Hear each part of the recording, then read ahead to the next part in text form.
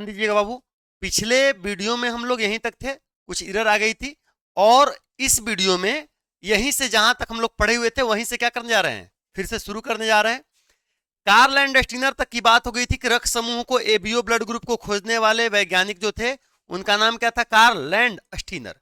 ABO blood group को खोजने वाले जो वैज्ञानिक थे उस वैज्ञानिक का नाम क्या था, Karl Landsteiner. Blood group कौन सा, रक्त समूह ए था, बी था, ए बी था और ओ। चार गो ब्लड ग्रुप को मिलाकर कार्ल एंड स्टीनर ने बोला था ए बी ओ, एबीओ रक्त समूह।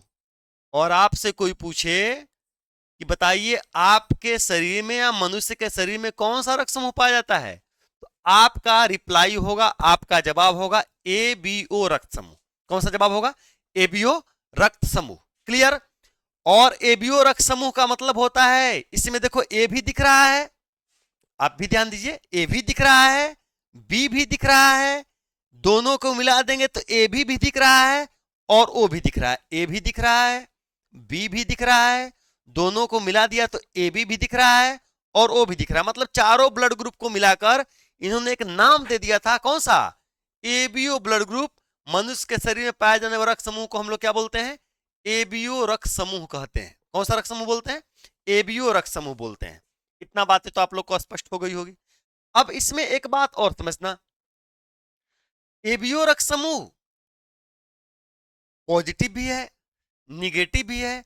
मतलब कुछ लोग में ब्लड ग्रुप, जैसे हम लोग बोलते हैं मेरा ब्लड ग्रुप बी पॉजिटिव है, किसी का ए पॉजिटिव होगा, किसी का ओ पॉजिटिव होगा, किसी का ओ निगेटिव होगा, किसी का ए बी पॉजिटिव होगा। तो अगर पॉजिटिव निगेटिव दोनों को देखते हुए चलें तो देखो, हम लोग को 1940 के बाद जब कार्ल एंड स्टीनर और एक वैज्ञानिक थे जिनका नाम था वीनर, क्या नाम था, वीनर। कार्ल एंड स्टीनर था वीनर। जब दोनों लोग 1940 के बाद रिसर्च कर रहे थे तो अपने रिसर्च में पाए कि जो हम लोगों में ब्लड ग्रुप पाया जा रहा है उससे मिलता जुलता एक मंकी है, जिस मंकी का नाम है रेसस। क्या नाम है, जिस मंकी का नाम है रेसस। इस रेसस नाम के मंकी में, इस रेसस नाम के जो मंकी हैं, उस रेसस नाम के मंकी में एक एंटीजन मौजूद था, जिस एंटीजन का इन्होंने नाम दिया आरएच कारक। क्या बोले, आरएच कारक, आरएच कारक, जिसके रक्त समूह में ये मनुष्य में भी पाया जाता है। और आरएच, आरएच जो कारक लिखे हैं, ये रेसस का स्पेलिंग जो लिखा है उसमें देखो आरएच लिखा है, क्या लिखा है, उसी से लिया गया आरएच कारक। मंकी में देखे कि मंकी में एक रक्त समूह में, मंकियों के रक्त समूह में देखे कि एक और एंटीजन पाया जा रहा है जिसका नाम क्या है, आरएच कारक इन्होंने नाम रखा। और आरएच कारक कुछ मनुष्य में भी पाया जाता है। जिस मनुष्य में आरएच मौजूद होते हैं उसको बोलते हैं धनात्मक ब्लड ग्रुप वाले, और जिसमें अनुपस्थित होते हैं उसको क्या बोलते हैं, ऋणात्मक ब्लड ग्रुप वाले। तो मंकी में क्या मौजूद था, आरएच कारक मौजूद था। और जो जो मनुष्य में पाया गया उसको हम लोग बोले कि ये ब्लड ग्रुप पॉजिटिव वाले हैं। कैसे हैं, ब्लड ग्रुप पॉजिटिव वाले हैं। जिस मनुष्य में नहीं पाया गया उसको बोला गया कि ये ब्लड ग्रुप निगेटिव वाले हैं। अब देखो, उसके आधार पर हम लोग 8 तरह के ब्लड ग्रुप को देख रहे हैं। Blood group A positive, A positive, B positive, A B positive और ओ पॉजिटिव। मतलब ए धनात्मक, बी धनात्मक, ए बी धनात्मक और ओ धनात्मक। और कुछ व्यक्तियों में, जैसे मान लो किसी में हो blood group A negative, B negative, A B negative और ओ निगेटिव। तो अगर ये चारों को इधर देखें, चारों को इधर देखें तो 4 4 8 हो गए। अब कहा जाएगा कि भाई जो ब्लड ग्रुप ए है, तो मैंने आप लोग को अभी बताए हैं, ब्लड ग्रुप ए में एंटीजन ए पाया जाएगा तभी ब्लड ग्रुप ए बोला जाएगा। तो पक्का है बी में क्या पाया जाएगा, एंटीजन बी। ए बी में क्या पाया जाएगा, एंटीजन ए तथा बी। तो इसमें पहले एंटीजन हम लोग देख रहते हैं। ये आपका हो गया रक्त समूह, रक्त समूह। इधर भी ये क्या हो गया, रक्त समूह। क्या हो गया, रक्त समूह। और इधर हम लोग क्या लिखेंगे, इस साइड में हम लोग लिख दे रहे हैं एंटीजेन।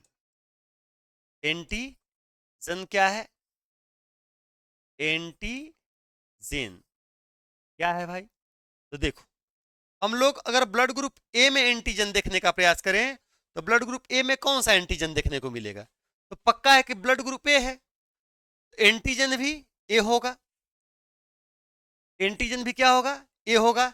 लेकिन देखो धनात्मक है भाई, क्या है, धनात्मक है, तो पक्का है कि आर एच मौजूद होगा। क्या मौजूद होगा, तो एक एंटीजन आर एच भी है, एक एंटीजन कौन है, आर एच भी है, तो एंटीजन आर एच भी मौजूद होगा, और कौन मौजूद होगा, ए भी मौजूद होगा। दूसरा नंबर में हम लोग देख रहे हैं बी, तो एंटीजन बी भी होगा, और क्या मौजूद होंगे, आर एच भी मौजूद होंगे। तीसरा नंबर पर है एंटीजन ए भी मौजूद होगा, बी भी मौजूद होगा, और आर एच भी मौजूद होगा, क्योंकि पॉजिटिव है। आर एच का मतलब समझेगा, आर एच जहां भी जाएगा वो पॉजिटिव लेकर जाएगा, ए जहां भी जाएगा पॉजिटिव लेकर जाएगा, ए जहां भी जाएगा पॉजिटिव लेकर जाएगा।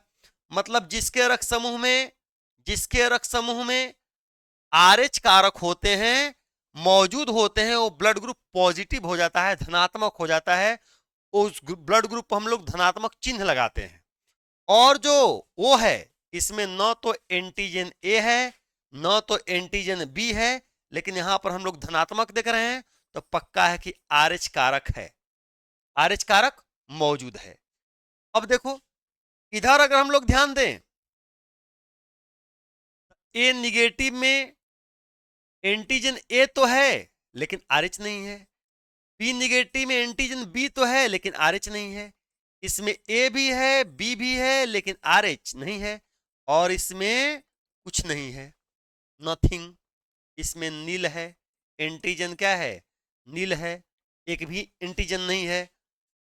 अब देखो थोड़ा सा ध्यान देना, बच्चों से बात पूछी जाती है कि बताइए कौन सा रक्त समूह में कौन कौन से एंटीजन पाए जा रहे हैं, तो सामान्य तौर पर देखे तो एंटीजन जैसा पाया जाएगा वही ब्लड ग्रुप। कोई दुनिया संसार का कोई व्यक्ति पूछे, दुनिया का कोई भी व्यक्ति पूछे, उनको डायरेक्ट बोल देना कि जो एंटीजन पाया जाता है, जो एंटीजन पाया जाएगा वही ब्लड ग्रुप होगा।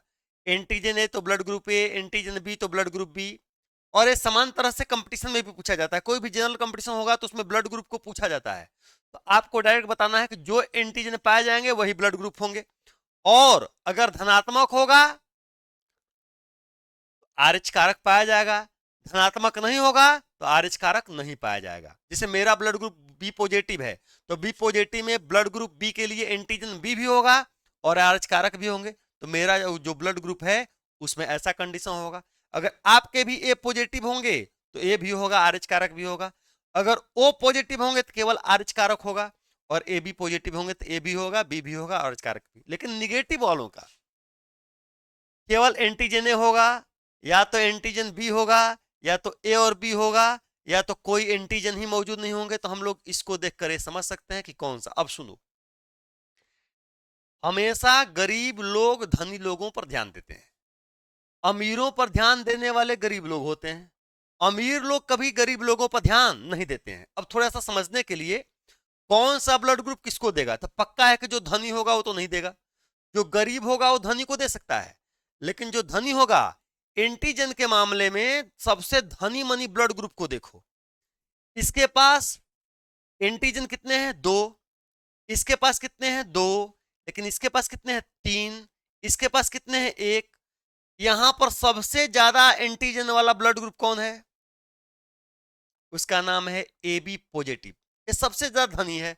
एंटीजन के मामले में इसके पास एंटीजन सबसे ज्यादा है, एंटीजन ए भी है, एंटीजन बी भी है, और आर एच कारक भी है, ये 3 एंटीजन वाला है।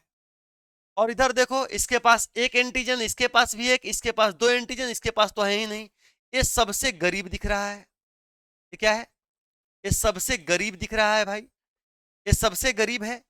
और इधर देख रहे हो, ये सबसे धनी मनी दिख रहा है, ये सबसे धनवान है, और ये सबसे गरीब ब्लड ग्रुप था। अब देखो, जो धनी वाला है वो गरीब पर ध्यान नहीं देगा, लेकिन जो गरीब वाले हैं वो किस पर ध्यान देंगे, धनी पर ध्यान देंगे। देखो, जो प्रधानमंत्री है, प्रधानमंत्री को गरीब वोट देकर क्या बना दिए, प्रधानमंत्री बना दिए। लेकिन प्रधानमंत्री हो सकता है कि गरीबों पर ध्यान दे या ना दे, अब उसकी कृपा है। लेकिन धनी लोगों पर ध्यान कौन दिया, गरीब लोग ध्यान देते हैं। लेकिन धनी लोग गरीबों पर ध्यान, हमारे भारत की जो स्थिति है उसमें ही देखा जाता है कि गरीब लोग धनी लोगों पर ध्यान तो देते हैं, गरीब लोग धनी लोगों के घर में काम करने चले आते हैं, लेकिन धनी लोग गरीब लोगों के यहां मुसीबत पड़ती है तो वो नहीं जाते हैं। कारण देखो बाबू यही है, यहां पर ओ निगेटिव वाला जो है ये सबको दे सकता है ब्लड ग्रुप, ये देते देते गरीब हो गया है। क्या हो गया है, ये मान लो कि ये देते देते गरीब हो गया, इतना बड़ा एक दानवीर कर्ण है, इतना ज्यादा ये देता है कि गरीब हो गया है देते देते, और ये लेते लेते क्या हो गया है, धनी हो गया। इसका कोई खर्चा नहीं है, किसी को देता ही नहीं है, ये किसी को देता ही नहीं है। इसीलिए इसको बोलते हैं सर्वग्राही ब्लड ग्रुप। इसको क्या बोलते हैं, ये सबसे लेने जानता है, ये सर्वग्राही है। क्या है, सबसे ग्रहण कर सकता है लेकिन किसी को देता, बस अगर देने की इसको इच्छा होगी तो केवल ए बी पॉजिटिव वाला ए बी पॉजिटिव वाले को ही दे सकता है और किसी को देने वाला नहीं है। और ये सबसे सबको दे सकता है, ये सबको दे सकता है लेकिन किसी से ले, इसीलिए इसको हम लोग क्या बोलते हैं, सर्वदाता। क्या बोलते हैं, सर्वदाता ब्लड ग्रुप है। कैसा ब्लड ग्रुप है, ये सर्वदाता ब्लड ग्रुप है। ये किसी से लेता, अगर लेना होगा तो वो निगेटिव से लेगा। कहीं कहीं बुकों में दिए होते हैं कि कौन सा ब्लड ग्रुप ए पॉजिटिव, कौन सा ब्लड ग्रुप सर्वदाता है और कौन सा सर्वग्राही है। कुछ लोग बोलते हैं ए बी सर्वग्राही है, लेकिन ए बी में कौन, पॉजिटिव वाला कि निगेटिव वाला। तो अगर आपसे पूछे कि ए बी ब्लड ग्रुप में कौन सा रक्त समूह सबसे ले सकता है, पॉजिटिव वाला कि निगेटिव वाला, तो आप बोलिएगा पॉजिटिव वाला सबसे ले सकता है, लेकिन दे केवल सकता है पॉजिटिव वाले को ही। लेकिन जो वो निगेटिव है ये सबको दे सकता है लेकिन ले सकता है केवल वो निगेटिव से। तो सर्वदाता और सर्वग्राही याद रखिएगा कि हम लोग यूनिवर्सल रिसिपिएंट और यूनिवर्सल डोनर किसको बोलते हैं, सर्वग्राही कौन है, सर्वदाता कौन है, इस बात को याद रखिएगा। अब हम लोग ब्लड ग्रुप पर आगे चलते हैं।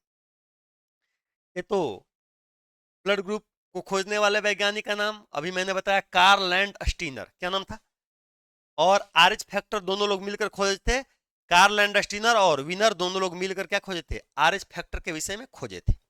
इतना तक तो हो गए।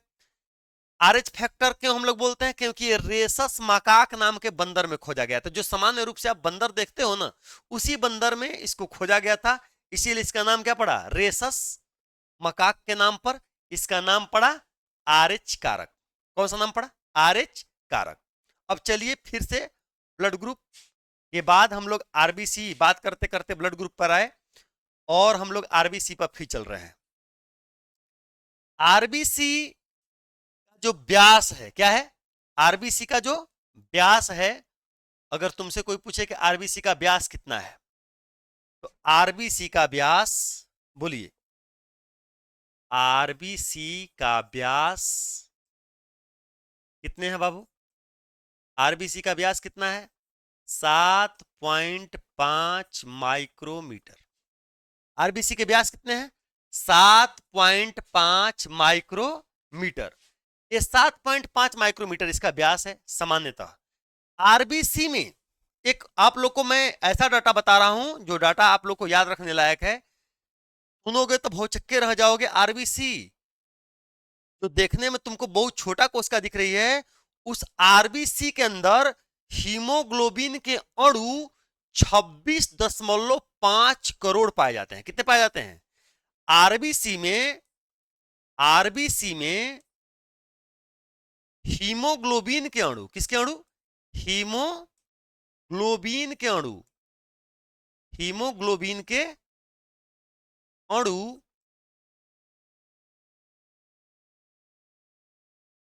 26.5 करोड़ पाए जाते हैं भाई।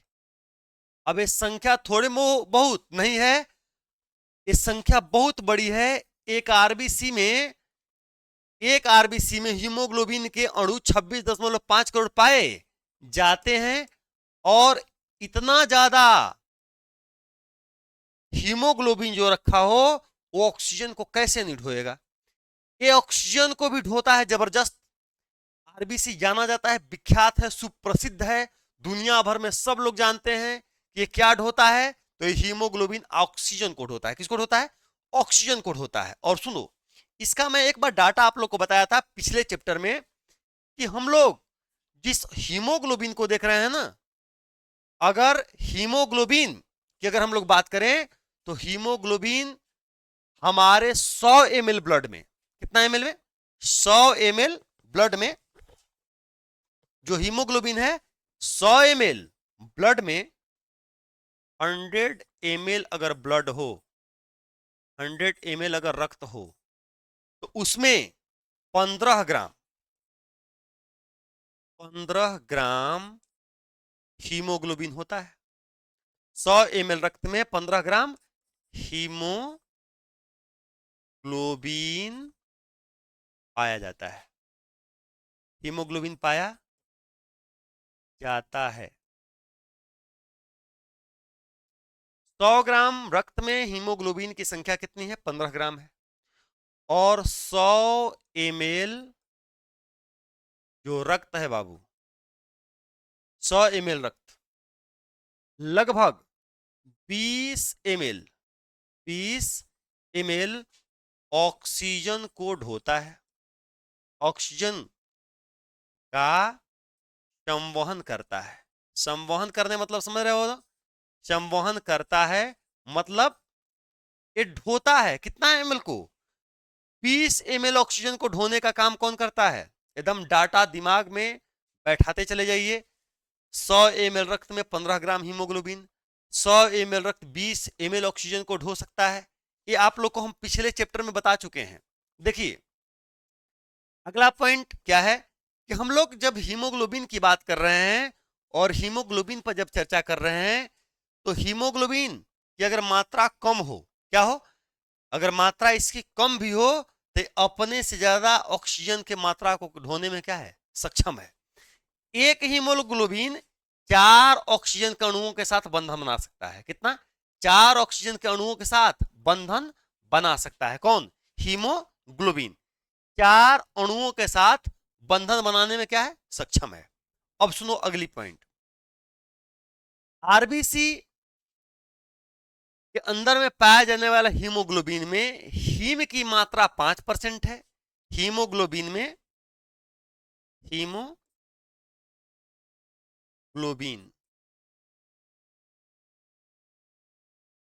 में हीम कितना है? यह है 5%। कितना प्रतिशत? और ग्लोबिन कितना है? जो ग्लोबिन है उसकी मात्रा कितनी है? 95%।